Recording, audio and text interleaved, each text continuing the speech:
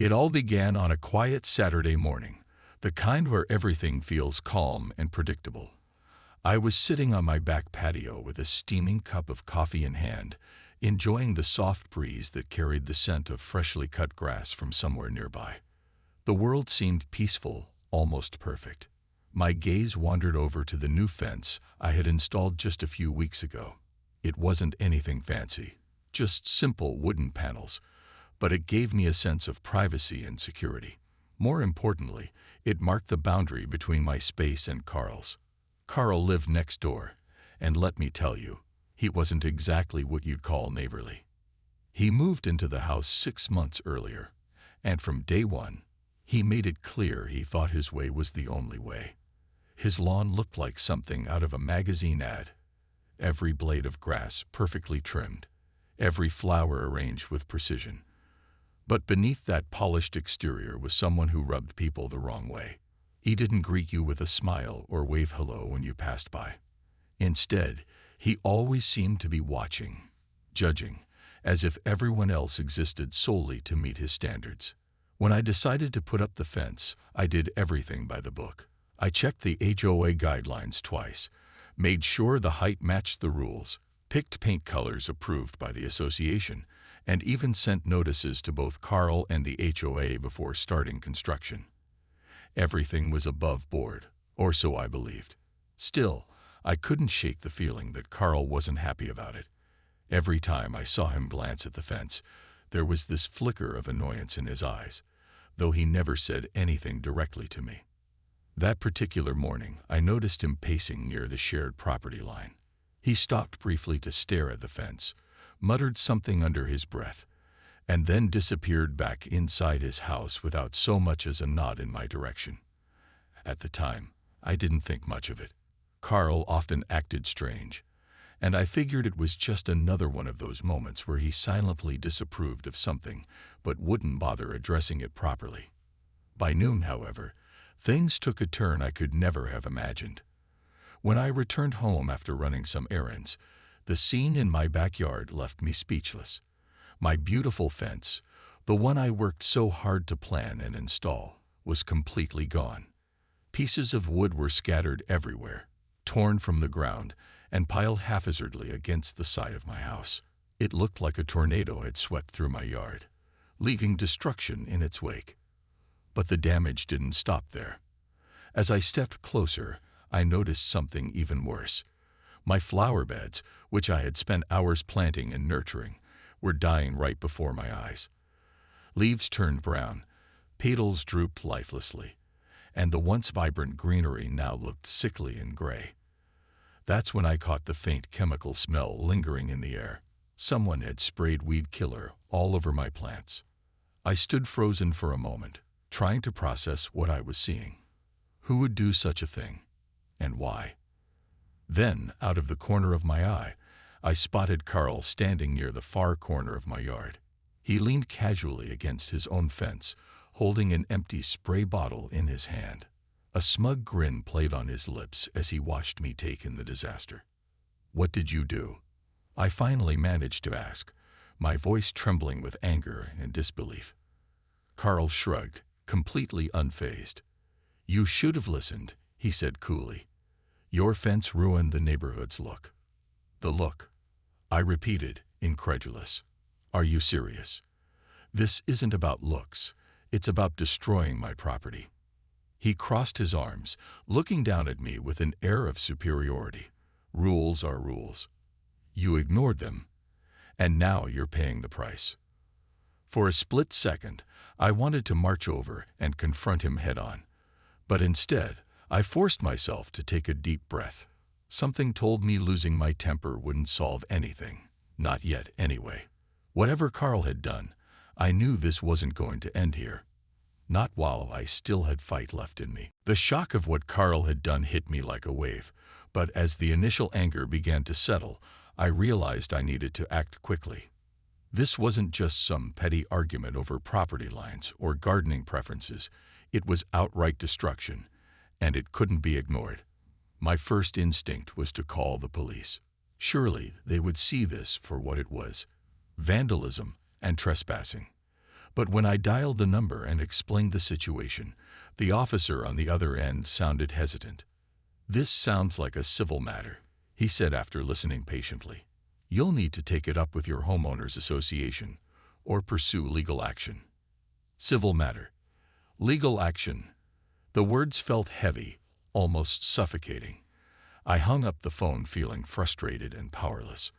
How could this be considered a civil matter when someone had literally torn apart my property and poisoned my plants? It didn't make sense. And yet, deep down, I knew the officer was right. If I wanted justice, I'd have to fight for it myself. I decided to visit Carl one more time, hoping to reason with him.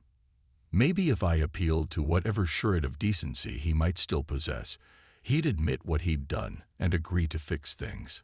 Standing at his front door, I knocked firmly, trying to steady my nerves. When he opened the door, his expression was smug, as if he already knew why I was there. "What now?" he asked, leaning against the doorframe.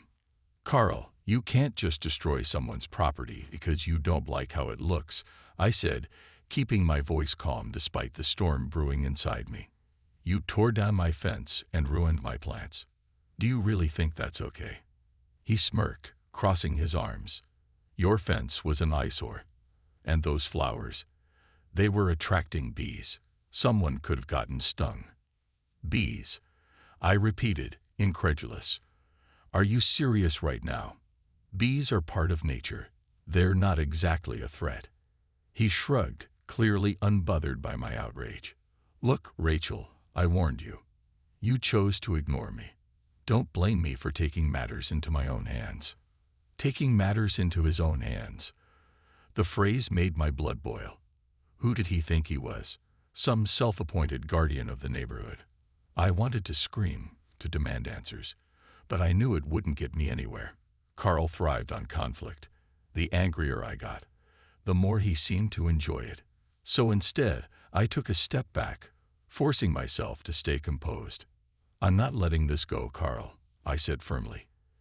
"You can't keep treating people this way. If you won't fix what you've done, I'll find another way to make sure you're held accountable." His smile faltered for just a moment, but then he laughed, a cold, dismissive laugh that sent chills down my spine. "Good luck with that," he said before slamming the door in my face. Walking back to my house, I felt a mix of emotions swirling inside me. Anger, frustration, and a growing determination to stand up for myself. I couldn't let Carl win. Not this time. As much as I wanted to forget the whole thing and move on, I knew that doing nothing would only encourage him to push harder, to take his entitled behavior even further. No, I had to fight back. But how? That evening, I sat at the kitchen table with Daniel, pouring out everything that had happened. He listened quietly, his brow furrowed in concern. "This guy is unbelievable," he said finally. "But you're right. You can't let him walk all over you. We need a plan." We spent hours brainstorming ideas, weighing our options. Filing a complaint with the HOA seemed like the logical next step, but I wasn't naive enough to think it would be easy. Carl clearly had influence in the neighborhood, and I doubted everyone would be eager to side with me. Still, I refused to give up. If I could gather evidence, photos, witness statements, anything to prove what he'd done, I might have a chance. The next morning, I grabbed my camera and started documenting the damage. Every broken piece of wood, every wilted flower, every trace of chemical spray became part of my case against Carl. I also reached out to a few neighbors, asking if they'd noticed anything unusual lately. To my surprise, several admitted they'd had run-ins with Carl too. One woman mentioned he'd complained about her bird feeder, claiming it attracted squirrels. Another neighbor confessed Carl had reported him to the HOA for painting his mailbox blue. "He's impossible to deal with," the man said bitterly. "But no one wants to cross him. He always threatens lawsuits." Their stories gave me hope, not because they confirmed how awful Carl was, but because they showed I wasn't alone. Together, we could build a stronger case. With each passing day, my resolve grew stronger. Carl thought he could intimidate me into silence, but he underestimated one crucial thing: my determination to protect not just my property, but my dignity. Whatever it took, I was ready to fight, and I wasn't backing down. With my camera in hand and a growing sense of purpose, I began piecing together the evidence that would expose Carl's actions for what they truly were: calculated destruction disguised as neighborhood maintenance. Each photo I took told a story: the splintered remains of my fence scattered across the yard, the once vibrant flowers now reduced to brown, lifeless stalks, and the faint chemical stains on the soil where the weed killer had seeped in. It wasn't just about documenting damage. It was about proving intent. This wasn't an accident or a misunderstanding. It was deliberate. But photos alone wouldn't be enough. I needed witnesses, people who could corroborate my claims and show that Carl's behavior wasn't isolated to me. That's when I decided to knock on a few doors, starting with Sarah Monroe, the neighbor 2 houses down.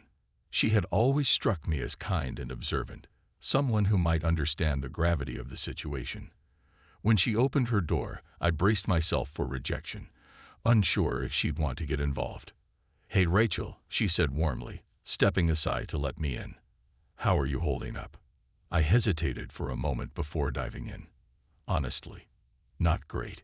Carl destroyed my fence and poisoned my plants. I'm trying to gather evidence to take this to the HOA, but I need help. Sarah's expression shifted from concern to disbelief. "He did what? That's insane." She listened intently as I explained everything. How Carl had torn down my fence, sprayed chemicals on my garden, and even laughed when I confronted him. By the time I finished, her jaw was clenched, and there was fire in her eyes. "You're not alone in this," she said firmly. "He's been terrorizing everyone for months. Remember when he complained about my bird feeder, said it attracted unwanted wildlife? And poor Greg, he got fined because his mailbox was painted the wrong shade of blue." Her words confirmed what I already suspected. Carl wasn't just targeting me. He was using fear and intimidation to control the entire neighborhood. With Sarah's encouragement, I reached out to other neighbors, sharing my story and asking if they'd experienced similar issues. Slowly but surely, a small group began to form, a coalition of frustrated homeowners tired of living under Carl's thumb.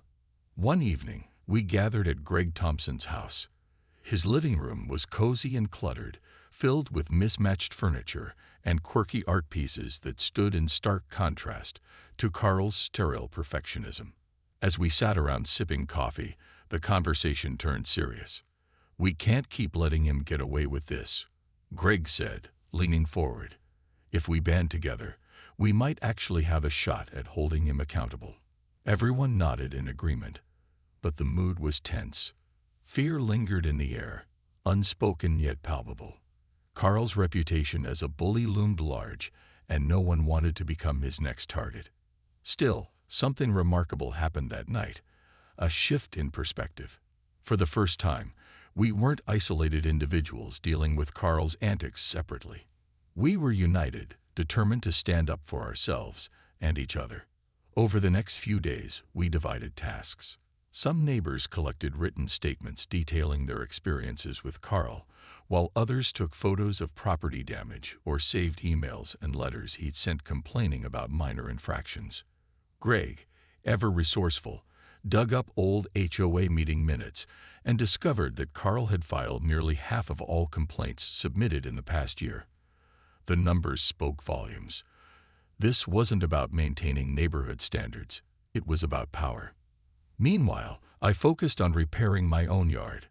Not because I thought Carl deserved the satisfaction of seeing me struggle, but because reclaiming my space felt empowering. Every new plant I put in the ground, every piece of wood I salvaged from the wreckage, reminded me why I was fighting. This wasn't just about fences or flowers. It was about taking back control of my life. As the days passed, I noticed subtle changes in the neighborhood. Neighbors who rarely spoke to each other started exchanging friendly waves. People lingered a little longer outside, chatting over hedges and driveways. There was a newfound sense of solidarity, a quiet rebellion brewing beneath the surface. Carl may have thought he ruled Willow Creek, but he hadn't counted on one thing. Unity is stronger than fear. When the day finally came to present our case to the HOA board, I felt nervous, but also hopeful. We weren't walking into that meeting as victims anymore. We were survivors, ready to face whatever came next. Whatever Carl threw at us, we were prepared. Together, we were unstoppable. The day of the HOA meeting arrived, and I woke up with a knot in my stomach. It wasn't just nerves. It was the weight of knowing how much was at stake. This wasn't just about me anymore. It was about every neighbor who had ever felt silenced or intimidated by Carl. If we didn't stand up now, if we didn't fight back, nothing would change. Carl's behavior would continue unchecked, and the neighborhood would remain trapped under his shadow. As I got ready, Daniel offered words of encouragement. "You've done everything right," he said, handing me a folder filled with our evidence. Photos, statements, and documents. "Just stay calm and stick to the facts. You've got this." I nodded, though my hands were trembling as I tucked the folder under my arm. Outside, Greg and Sarah were waiting for me. They gave me reassuring smiles, but I could see the same tension in their eyes. None of us knew exactly how this would play out, but we were determined to see it through. When we arrived at the community center, the room buzzed with quiet murmurs. Neighbors filled the chairs, some curious, others uneasy. Carl sat near the front, dressed in a crisp suit that screamed confidence. He glanced over his shoulder at us, his lips curling into a smirk. For a moment, doubt crept in. What if he twisted the truth again? What if no one believed us? But then I looked around the room. There were more people here than I expected, not just the usual attendees, but neighbors who rarely showed up for meetings. Some had come to support us, while others were simply curious about what was happening. Either way, their presence mattered. We weren't alone. The meeting began with formalities, but it didn't take long for things to heat up. When it was my turn to speak, I stood, clutching the folder tightly. My heart pounded so loudly I was sure everyone could hear it, but I forced myself to breathe deeply and focus. "I'm here today because my property has been vandalized." I started, my voice steady despite the storm inside me. "A few weeks ago, my fence was torn down, and someone sprayed chemicals all over my garden, killing my plants. The person responsible is sitting right here in this room, Carl Peterson." A ripple of whispers spread through the crowd. Carl leaned back in his chair, his expression unreadable. But I pressed on. I followed every rule when I installed that fence. It met all HOA guidelines, and I even notified Carl beforehand to avoid any issues. But instead of addressing his concerns properly, he chose to destroy my property without permission. And unfortunately, I'm not the only one affected by his actions. That's when the others stepped up.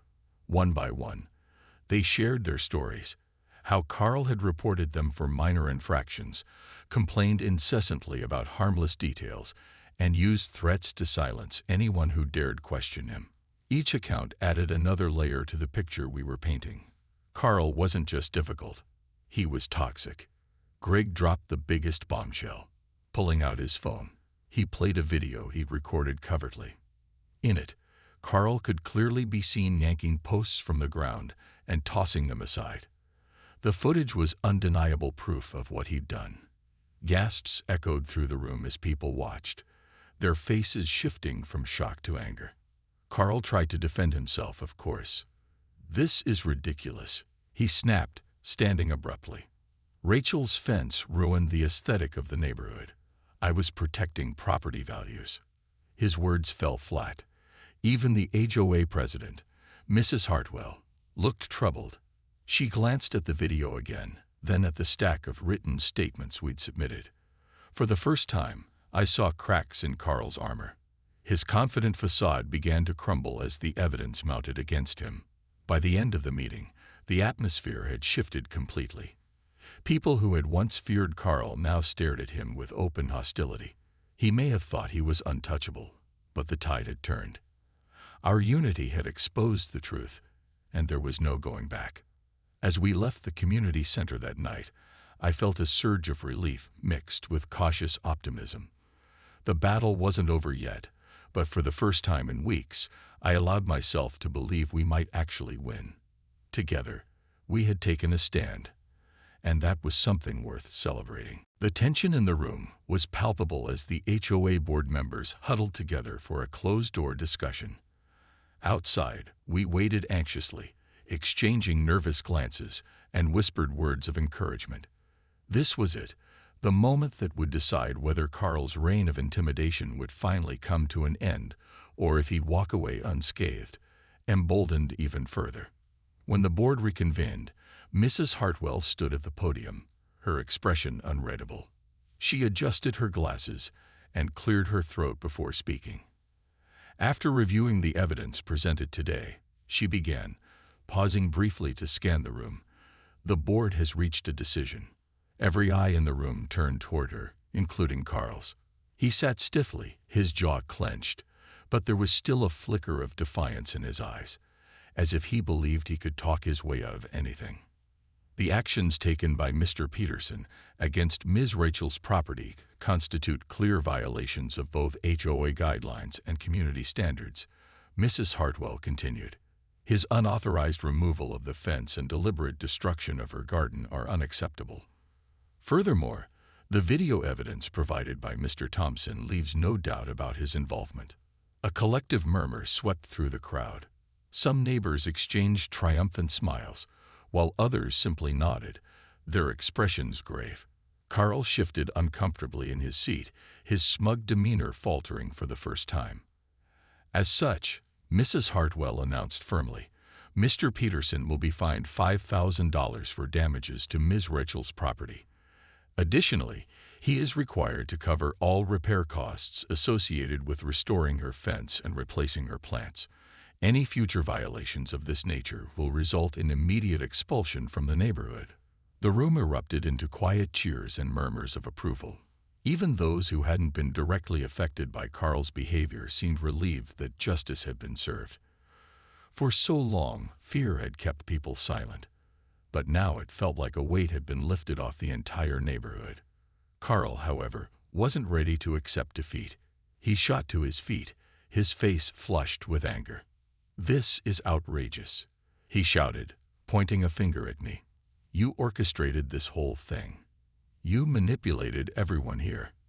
I stood my ground, refusing to let his accusations rattle me. "I didn't manipulate anyone," I replied calmly.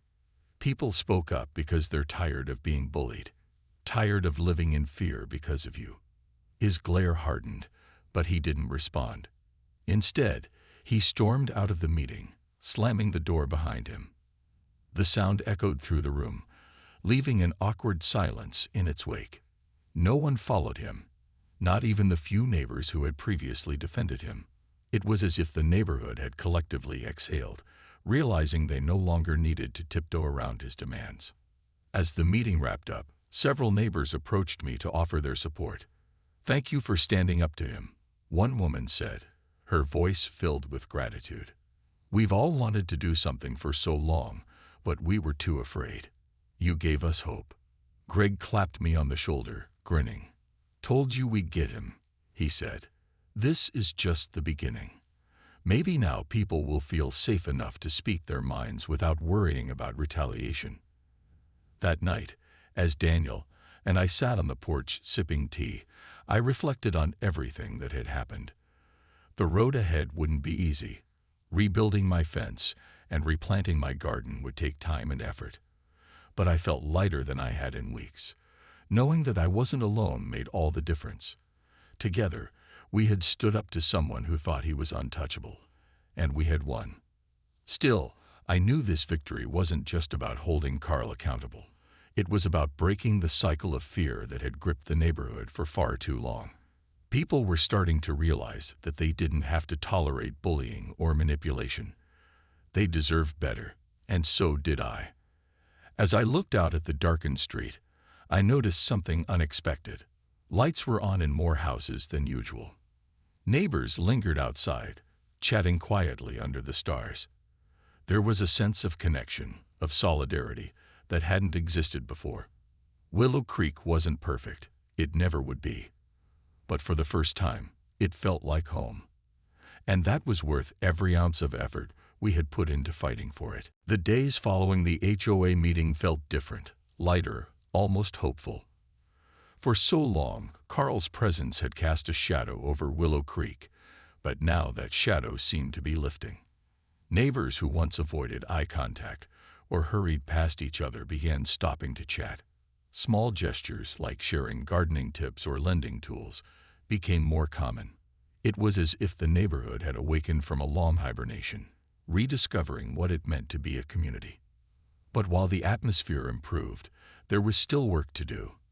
The fine imposed on Carl and the requirement for him to pay for my repairs were steps in the right direction, but they didn't undo the damage he'd caused.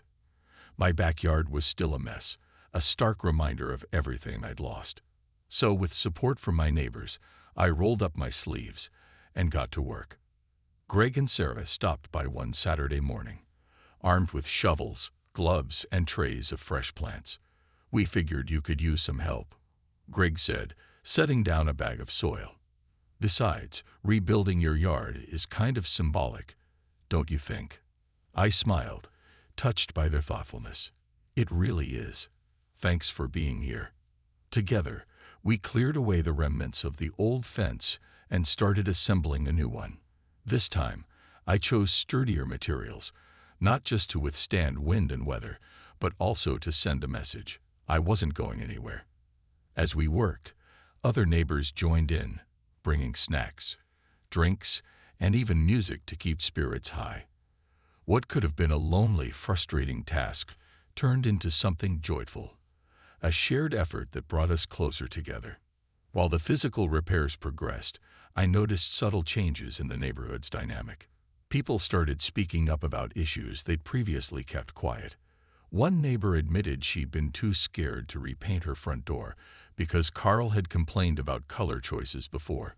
Another confessed he'd avoided planting trees in his yard for fear of Carl reporting him for obstructing views. Now, with Carl's influence diminished, these small acts of self-expression began to flourish. Doors were painted vibrant shades, gardens sprouted new life, and mailboxes sported cheerful decorations. Carl, meanwhile, retreated into near isolation.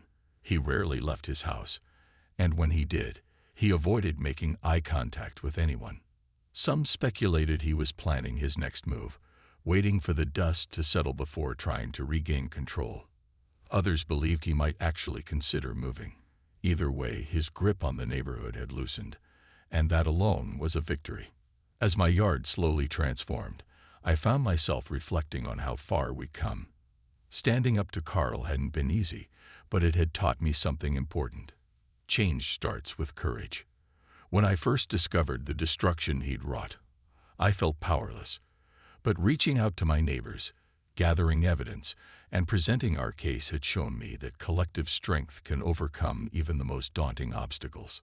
One evening, as the sun dipped below the horizon, Daniel and I sat on the newly repaired patio, admiring the freshly planted flowers. The air smelled sweet, carrying hints of blooming lavender and freshly cut grass. "It looks amazing," Daniel said, leaning back in his chair, like nothing ever happened. "Almost," I replied softly. "But I think that's okay. Sometimes scars remind us of how far we've come." He nodded, understanding exactly what I meant. What Carl had done would always be part of my story, but it no longer defined me, or the neighborhood. Instead, it served as a reminder of what we were capable of when we stood together. Later that night, as I tucked myself into bed, I heard laughter drifting through the open window. It came from Sarah's yard, where a group of neighbors had gathered around a fire pit, roasting marshmallows and swapping stories. Their voices carried warmth and camaraderie, a stark contrast to the tension that had lingered for so long. For the first time since moving to Willow Creek, I felt truly at peace. The battle against Carl had been exhausting, but it had also sparked something beautiful. A renewed sense of connection and resilience. We weren't just neighbors anymore. We were allies, bound by the shared experience of standing up for what was right. And as I drifted off to sleep, I realized something else. Carl may have tried to tear us apart, but in doing so, he had unintentionally brought us closer together. That, more than anything, was the real victory. Weeks turned into months, and Willow Creek continued to transform in ways I never imagined. The changes weren't dramatic. There were no grand renovations or flashy events, but they were meaningful. Neighbors who had once kept to themselves now exchanged waves and smiles as they passed each other on the street. Children played freely in front yards, their laughter echoing through the air. Even the gardens seemed livelier, bursting with colors that reflected the newfound spirit of the community. Carl's presence grew quieter with each passing day. He still lived next door, but his influence had all but disappeared. Occasionally, I'd catch glimpses of him peeking out from behind his curtains, watching the neighborhood with an unreadable expression. Some speculated he was planning his exit. Others thought he might simply be biding his time. Whatever the case, he no longer held the power he once did. Fear had given way to unity, and there was no room left for intimidation. One crisp autumn morning, I woke up to find a basket filled with homemade muffins and a note on my doorstep. "Thank you for everything," it read in Sarah's familiar handwriting. "You reminded us what it means to stand together." A warmth spread through me as I carried the basket inside. It wasn't just gratitude. It was proof that our efforts had made a lasting impact. As the seasons changed, so did the rhythm of life in Willow Creek. People began hosting small gatherings, inviting neighbors over for barbecues or coffee mornings. One Saturday, Greg organized a block-wide yard sale, turning the cul-de-sac into a bustling hub of activity. Tables lined the streets, piled high with books, toys, and trinkets. Laughter mingled with the scent of freshly baked cookies, creating a scene straight out of a storybook. During one of these gatherings, I found myself sitting beside Mrs. Hartwell, the HOA president. She sipped her lemonade thoughtfully, glancing around at the lively crowd. "You know," she said after a moment, "this is how it should always have been. We lost sight of what really matters for a while." I nodded, understanding exactly what she meant. For too long, rules and rigid expectations had overshadowed the heart of the neighborhood, its people. But now, things felt different. Conversations flowed easily, disagreements were resolved respectfully, and decisions were made collectively rather than dictated by fear or control. Even Carl's eventual departure, a quiet moving truck slipping away one cloudy afternoon, barely caused a ripple. There were no cheers or celebrations, just a collective sigh of relief. His house sold quickly to a young family who brought energy and warmth to the street. Their kids raced bikes down the sidewalks, and their dog wagged its tail enthusiastically at anyone who walked by. It was as if the neighborhood itself had exhaled, finally free to breathe again. Looking back, I realized the battle against Carl had taught me more than just how to stand up for myself. It showed me the importance of connection, courage, and resilience. I had come to Willow Creek hoping for a fresh start, only to discover that true happiness didn't lie in perfection. It lay in authenticity, in being part of something real, flaws and all. On a chilly winter evening, Daniel and I sat by the fireplace, reflecting on the past year. Outside, snow dusted the rooftops, casting a soft glow over the neighborhood. "Do you ever wonder what would have happened if you hadn't stood up to Carl?" Daniel asked, breaking the comfortable silence. I thought about it for a moment before shaking my head. No, because I know we wouldn't be here like this, happy, surrounded by friends, if I hadn't. He smiled, pulling me closer. "Well, I'm glad you did. You changed everything, for all of us." As I drifted off to sleep that night, I thought about the journey we'd taken. From the chaos of torn-down fences and poisoned gardens to the harmony of shared meals and late-night chats, Willow Creek had become more than just a place to live. It had become a home, a testament to the strength of a community united. And though challenges would undoubtedly arise in the future, I knew we were ready to face them together.